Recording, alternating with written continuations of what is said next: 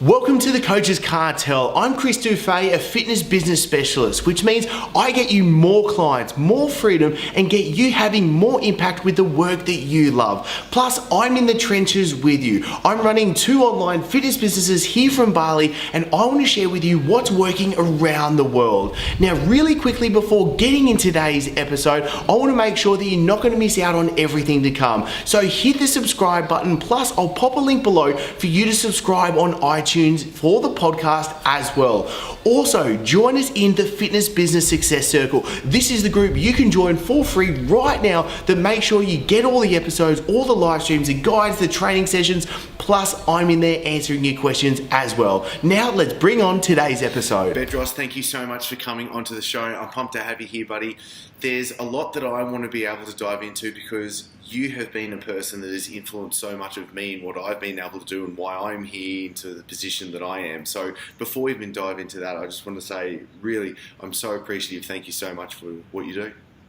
Dude, Chris, thank you, man. And I appreciate this opportunity. All right, brilliant. Now, leadership, I want to know first up, because this is an important factor. I want to know, what does leadership mean to you first up? You know, leadership means one thing, and that is being able to communicate your vision clearly with your clients, your business partners, and your staff, your team. Now, how do you go day by day in knowing what it is that you need to communicate, how you communicate, and setting up systems? So obviously this is something that continues on as well. Yeah. So it really has to start with figuring out what your big vision is for your business. So for me, and I'll give you an example of our vision, and I'll start at the 30,000 foot level, and I'll come down all the way to our daily activities that reinforce what we do up there, right? Perfect. And so I used to go, all right, we're going to open up this franchise, and we're going to be Fit Body Bootcamp, and we're going to sell a lot of locations. Well, what is a lot? To you, maybe a lot is 10,000 locations. To me, a lot could be 100, right? And so my business partners didn't know what a lot was and didn't know how much work ethic I needed to put in or they needed to put in. My team didn't know what their expectation was of a lot. And so it wasn't until I decided we're going to have 2,500 locations by the year 2020, and that we're going to have, when we have 2,500 locations, we're going to have under 1,000 owners. And I was that specific because I would rather have each owner have 2 to 3 locations so I can service them better than to have 2,500 location and 2,500 owners. Does that make sense? Yes, totally. The moment I got that clear on our vision, all of a sudden we went from selling 3 to 5 franchises to 15 to 20 franchises per month, right? Which that wasn't an accident. So one is clarity of vision is huge at the top level. What do you want to achieve? When do you want to achieve it by? And then you share that not only internally with yourself, but you share it with your team so that they know. So my whole team knows how many locations we're adding per month, per week, where we fall on the Inc. 5,000 list, and you know whether, because this last year we were number 2006, and so hopefully we're going to do better on the list this coming year, etc. We keep them plugged into our revenue and to our locations. That's part of the vision. So that's mid-level. So how do I make sure that we're able to get that many locations selling? Because that's a pretty aggressive number, 15 to 20 new locations per month. Well, every Monday morning, and now we're coming down to the ground level, every Monday morning I send out I call it the Monday Morning HQ email. And it's an email that reinforces what our vision is. In other words, 2,500 locations by the year 2020. And it reinforces personal growth and professional growth, so that there's always something in it for them that they can apply in their personal lives, my whole team. The email goes to my team. And then, of course, it's something that they can do professionally here to go from a crop duster mentality to a fighter jet mentality. And if you just look at that, I mean, if I said, Chris, you and I are going to war, and you're going to fly a fighter jet, I'm going to fly a fighter jet, but this guy over here, he's going to come and join us with a crop duster. You're going to go, no way, because we need another fighter jet with us to support us, right? Totally. And so we need an office full or a headquarters full of fighter jets who are in line with our vision.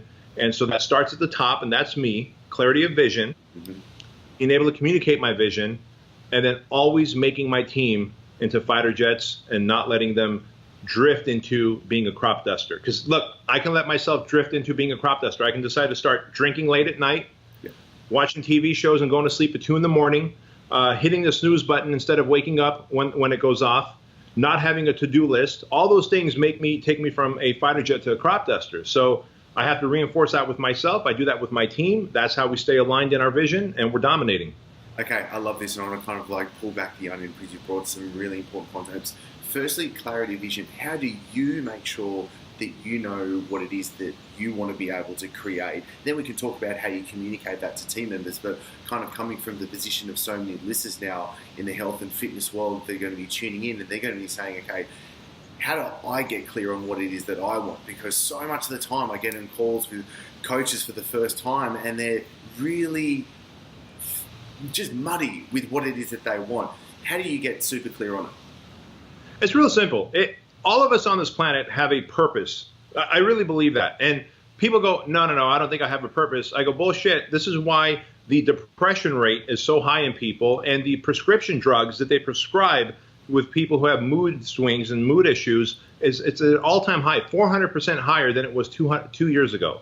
Oh. And it's because, and that's because most people are not living their purpose and their gift. Instead, they're on social media, posting some bullshit, looking for a very shallow level of approval and likes and comments, when the best approval is when I build an empire where each franchisee goes and helps 400 to 500 people in their community, and I know I'm touching millions of people every morning that I wake up. That's impact, right? Yes. That takes work. The easier shit to do is to go on Facebook or Instagram and post something, a quote, and then keep checking back every 5 minutes to see how many likes and approvals I got. Bullshit. That is shallow. I want depth to my impact. And so I tell people, what is the impact you want to make? And if the impact you want to make is to touch 100 lives, then you're going to build a business. Your vision is going to be, how do I sell this course or this coaching program to touch 100 lives? In my case, I know I have to touch at least 10 million lives every single day. For that to happen, I need 2,500 locations. I need each location to serve 500 people. And I know that I'm waking up in the morning touching all those lives without those people ever knowing me or meeting me. Yes. Totally. Okay, brilliant. Now, let's go over to the crop duster because I really like this analogy that you use. What is it and how do you operate to make sure you don't go from fighter jet to crop duster? Like, what is the actual personal Bedros do himself to make sure he's on fire day in, day out? Sure. So I'll tell you what I do, but before I do that, I'm gonna take this opportunity to define a crop duster and a fighter jet so that you and your audience have clarity on that. So a crop duster, then you might even go, holy shit, I know that person, I know that person. A crop duster is someone who blames others and never takes responsibility. A crop duster is someone who is okay with being average or mediocre. A crop duster is someone who looks forward to the weekends and doesn't look forward to Mondays. A crop duster is someone who sleeps in and hits the snooze button and has mastered the ability to change the wake-up time on their iPhone while still asleep in the morning. Right? Yeah. You know people like that. I know you do. We all do. We all know. You know what I'm talking about, where you're half asleep but you're changing that, right? And so those are all indicators of a crop duster. And they're very quick to take credit, but they're never quick to take criticism. Crop dusters. Fighter jets, on the other hand, are great communicators, and they communicate great when there is a problem and when there is something exciting, right? Doesn't make you a great leader or a great fighter jet when you're only going and giving pats on the back when sales are high. Yeah. Are you a great communicator when sales are low and you're being audited and all that dark, scary stuff? They wake up early and on time the first time their phone rings or their alarm goes off. They have a list to go off of. They have a morning ritual, meaning in my case, I wake up at 4:30 or 5 a.m. right in that little window. My alarm is set to go off at 5 a.m., but if I wake up at 4:30, my eyes open, I just pop right up. But that means I have to be in bed by 10 p.m. And so a fighter jet is disciplined. They go to bed at 10 p.m. or whenever they need to go to bed to wake up on time. They never hit the snooze button. They have a list that they've created. They're going to attack that list the night before. They created that list, so when they wake up, they're not aimlessly wondering, what do I do? They get their water, they get their coffee, they get their protein shake, and in my case, I get my laptop and I turn my iPhone here onto silent, upside down, and then I push it away from me because I don't want to hear a notification, see a notification, or get the temptation to reach for it. Yep. Now that's become my morning ritual to go into GSD mode, get shit done mode, and next, from 6 a.m. to about 9 or 9:30, I am making more productivity in my business than the average entrepreneur is making in 1 week. So that's the real difference between my schedule, a fighter jet schedule, and a crop duster schedule who just kind of drifts through life aimlessly wondering what they should do next. Totally, and I love this, and I am such an avid believer, because being able to get done by 9 or 10 a.m. what most people can't even get done in the week is a real factor in just being able to, as you said, get shit done. When it comes to the fundamentals of actually building it, I don't want to go too deep, but I kind of want to see how it is you help people and coach people and actually making sure they get this routine, the habits, behaviors behind what it is that they need to do. How do you teach somebody that? It's a process. I can tell you that. It's not, you can give them the list, you can give them the book right away, and they're going to read it, and it's going to, how do I say this? Almost like a filtration process, where each time you filter the knowledge in, more and more soaks in. And how I learned that was, you know Craig Ballantyne? Yeah. Okay. So through Craig Ballantyne, before he ever wrote... Sorry, he's got a bloody book on this whole concept, so I'll link back over to the episode that I did with him on this. Yeah, okay. So Craig Ballantyne, before he ever wrote the Perfect Day Formula, thankfully he used to be a coaching client of mine, and now we're business partners. Just through environmental exposure, you know, I used to laugh at him. I go, Craig, why do you want to eat dinner at 5 p.m., dude? Like, that's like a late lunch for me, right? Why do you want to eat dinner at 5 p.m.? He goes, well, I want to go to bed. Well, when do you plan on going to bed? Like 11 or 12, right? No, at 8. Okay, why? I wake up at 3. Okay, got it. And I used to laugh, and then what the laughter kind of turned into, you know, he might be making a lot of sense, because he wakes up and there's no one blowing up his phone. There's no emails in his inbox, because the whole world is asleep while he's focusing on his purpose in life. And so through environmental exposure, I learned everything that he teaches in his Perfect Day Formula. But it was over like a 2 or 3 year process, right? Through just watching him, experiencing him, seeing his discipline, his structure. Either when he'd come to visit me and he'd stay at my guest house, or when we were traveling the world running our masterminds, he stuck to his ritual and his routine, no matter how much I would laugh at him and poke fun, etc. Ultimately, I was the one who was a fool and not him. And so it does take process and time to do this. And what I found is most people need to focus on 3 things. They need to become great leaders, they need to have clarity on their vision, and they need to build a good, strong team around them.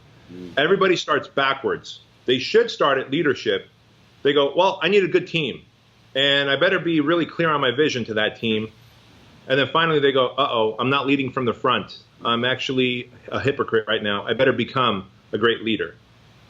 Okay, now we've talked about the leadership, and we've talked about the clarity, and I think with the actual building the team, I think a big part of this is communication, and being able to, one, communicate with what we're doing now, and especially then how do you start communicating with the team that you start to build as well. How do you actually effectively communicate what it is that you need to? Because we could be really clear in our vision, but it just could be really a crappy way to getting it through to our team members that are not really understanding, and the way they need to understand as well. So how do you go through that? Yeah, so what I found is detail is the most important thing ever, because the devil is in the details. And what I mean by that is I might say, hey, Chris, I need you to make this website for me because we're going to launch a new coaching program.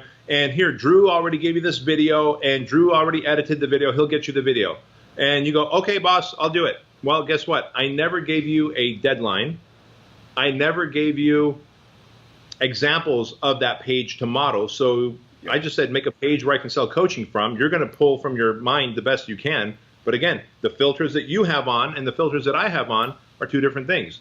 So proper communication is the details. I would say, Chris, I need a sales page that looks like this, with a video that's going to be given to you by a guy named Drew, who's editing a video like this. I want the deadline to be by this date, and I want you to send me the link 2 days beforehand so I could proof it, read it, approve it before you launch it. Now I've gotten rid of all points of miscommunication, and the #1 problem, according to Harvard Business School, the #1 problem, 87% of the time in all businesses, is poor communication. Huh. There you go. Yeah. This is why it's not marketing. It's not. Everyone thinks they have a marketing or sales or leadership problem. You know, my managers suck. They don't they don't get the job done. It's communication. You got to teach them how to communicate. What about when you're talking and communicating with prospects, leads, and even clients, making sure they get the biggest bang for the buck with them? Yeah, I work the same way. So, for example, if I'm going to bring on a prospect, like a franchisee or a new coaching client, I'll say, hey, just so you know, let me set the expectations of how we're going to work together over the next 12 months. It's $50,000 for 12 months of private coaching with me. We're going to meet 2 half days, not 1 full day, 2 half days. I know you want to meet one a full day because you think it's going to be more efficient, but what you don't realize is 4 months from now, you're going to have new problems. My job isn't to solve all your problems. My job is to take you from third world problems and give you first world problems, which is right now you have no money, you have no marketing, no sales system. I'm going to give you all those. And by solving those, I'm going to give you first world problems, which is now I need to hire staff. I don't have the freedom that I used to because I'm overworked. I need systems, etc. So I tell them what to expect, and that's called future forecasting. And when you can future forecast with the franchisee, I'm pointing back here because our sales team for our franchisees are right behind this library. You're like, why are you pointing at books, bro? We got a whole sales team on the other side of that door, closing franchises. But whether they're franchisees or whether they're private coaching clients of mine, the expectation is set. How we're going to meet, why we're going to meet, when the coaching calls are. Even when you send an email, don't just send an email and then another one with another thought and another one. Consolidate your email in bullet points. I'll ask for backstory if I need it. And by doing that, they become great coaching clients. I become a better, more effective coach, and there's no miscommunication in expectation. Okay, I love this. Now, I kind of want to take a little bit of a side tangent. I want to start peeling back the onion that is Bedros himself. Your story with how you've gotten to where you are right now, I feel is really fascinating. I love it. Can you share with the actual audience how you've gone to the position that you're in? Most interviews start with kind of like who you are and kind of jumping into it. I wanted to just dive straight into the good stuff, but I want to peel back right now, Bedros and the man that he is right now and how you've gone to this position. Sure. So, I mean, if I was going to touch back to the origin here, I mean, we have to say that I came from a communist country where we were oppressed. I didn't speak English. I didn't understand this culture. English is a second language to me. I was 6 years old when we escaped communist Russia, Armenia, and came to the United States. We were broke, we were poor, eating out of dumpsters. When I got lice because of the crappy apartments we lived in, we couldn't afford lice treatment. My mom washed my hair with gasoline that my dad siphoned out of the car, right? I mean, that's how bad and broke we were. And so, but all of that taught me how to be resourceful and how to see opportunities in disadvantages, right?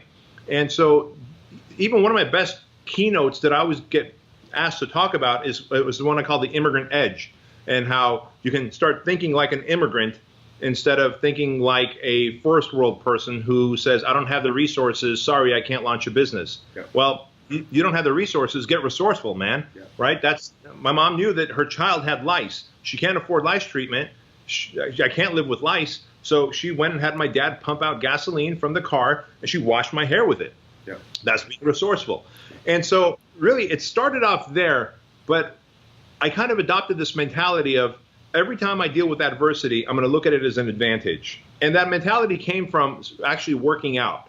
You know, obviously look at you, you're jacked, you look amazing. And you didn't get that way by accident. You go into the gym and you push your body against resistance consistently, right? And it burns and it hurts and you sweat and the lactic acid and then you go the next day and you're sore, achy. But every time you get stronger, you increase the resistance. You increase the adversity so that you can get bigger and more jacked. Well, as a trainer, I thought the same way. Yet, we don't do that as entrepreneurs. We don't build our emotional and entrepreneurial muscles. As soon as we get adversity, we go, oh my God, this is bad. This must be a sign that I shouldn't do this.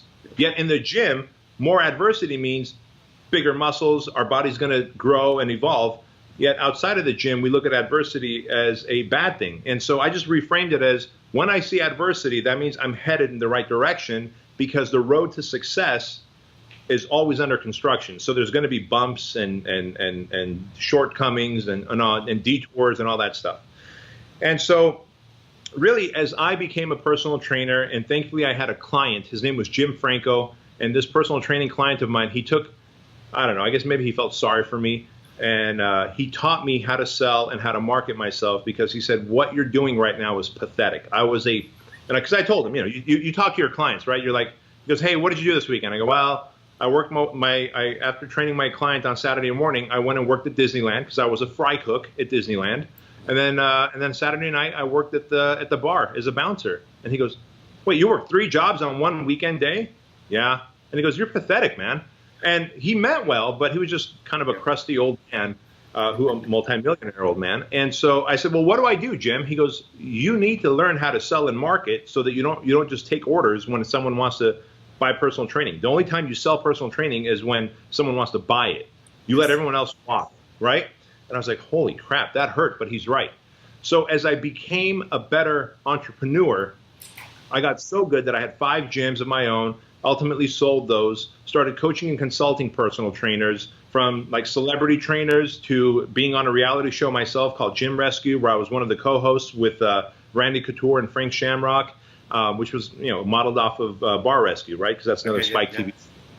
And long story short, created the franchise and all that stuff. But it all started off with this mentality of, if I don't have the resources, I have to get resourceful. And when I was a personal trainer, I didn't have the resources financially to go hire a business coach. But one of my clients was an entrepreneur who was a millionaire, and I got resourceful and I started asking him questions, and thankfully he felt bad for me and wanted to help me. And that's really how my whole business took off, is when I started to rely on a mentor to guide me instead of blindly trying to navigate. Totally. And like, let's be really honest as well. Like, I know the amount of content I produce, and I know the amount of content you produce and the quality of the stuff you produce.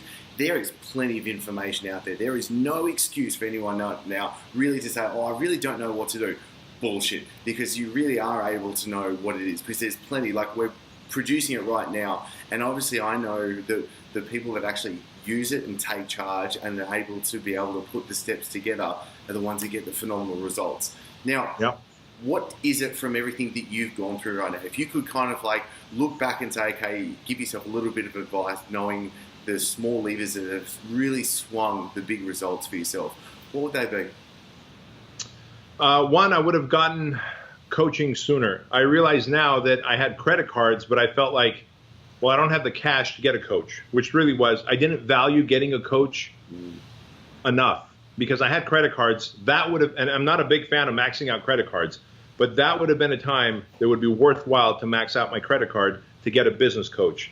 Thank God I had Jim, who was my client, who ended up coaching me. Number 2 is, I should have set bigger goals with shorter deadlines. As it turns out these days, all I do is I set bigger goals with shorter deadlines, and we somehow hit the deadline. Because look, if you're like, I'm going to be the #1 podcast on iTunes, and if you go in 3 years and you decide to put the work in 3 years, you will be. If you cut that deadline in half in a year and a half, you will be. Yes. It's just, whatever the goal is, make it big and cut your deadline in half, and you'll reach it as long as you put the work in. It's just most of us go, well, I'm only making $3 million now, so maybe a good rate of growth would be $5 million by next year. Yeah. Why not $50 million by next year? When you think $50 million, then you go, uh-oh, do I have the right people around me for $50 million? Do I have the right product for $50 million? Am I doing the right marketing for $50 million? The answer is no, no, no. You go out and get it. No, totally. And I think it's such a good exercise, such an easy exercise. Just say, all right, what's twice as much as what I'm saying right now? Why can't I actually halve the timeline? Because really, if I say, oh, okay, I only want 3 million, then the truth of the fact is the only person putting the limitation on that is myself right now. And I'm getting in my own way, and we need to break through that. This has been brilliant. Okay, Bedros, this has been absolutely phenomenal. Now, where does the listener tune in to get more into you, find out what you're doing, and are we allowed to talk about the book that's coming up as well? Oh, man, yes, absolutely. So listeners can just go to my blog, which is bedroskeuilian.com, and there I've got podcasts and I've got blog posts and videos where I just rant about entrepreneurship and mindset and of course reaching your fullest potential on my blog. And of course I'm always available on Instagram and Facebook and Twitter. I'm pretty active there. And yeah, I would love to talk about the book for a moment if that's okay with you. Yeah, please, let's do it. Yeah, so out of sheer necessity, because I've got so many friends who are entrepreneurs who all bitch and moan about the fact that I know my business has so much more potential, but I know I'm barely scratching the surface. I mean, you probably hear this from people, right? And I was that guy 5 years ago. I knew Fit Body Bootcamp had this amazing potential. I knew it. I felt it, but I was just scratching the surface, but I was just always stuck in mediocrity where it was concerned. And it wasn't until I had this massive anxiety attack that kind of set me straight. And because I thought I was having a heart attack, and I went to the doctor. I go, hey, I just cheated death. I think I had a major heart attack. And he goes, no, dummy. You had an anxiety attack. You have a stressful life. You need to do something about it. And I said, I can't do anything about it because I'm trying to build an empire. But I also knew at the rate that I was going, I was just going to slowly churn and never really reach my full potential. Yeah. And so I had to take a tough look at myself, and I said, what needs to happen? And it was three things. And there's only three things that can take any entrepreneur from mediocrity to massive success.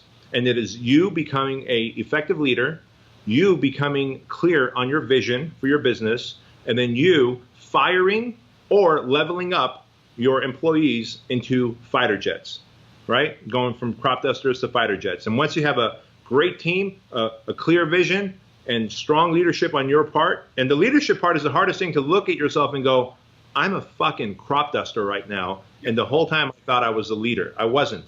I was poor at communicating, indecisive, and all that stuff. So the book Man Up, it's Man Up, Cut the Bullshit, and Dominate in Business is all about those three things and how to make that leap into greatness. Okay, brilliant. I'm super pumped. When it does become ready, please let me know. We're going to be able to share this out and make sure everybody gets an absolute copy of Man Up. I'm looking forward to getting my own. Bedros, thank you so much for taking the time. I really appreciate this, brother, and I'm looking forward to talking with you more. Thank you so much for the opportunity, Chris.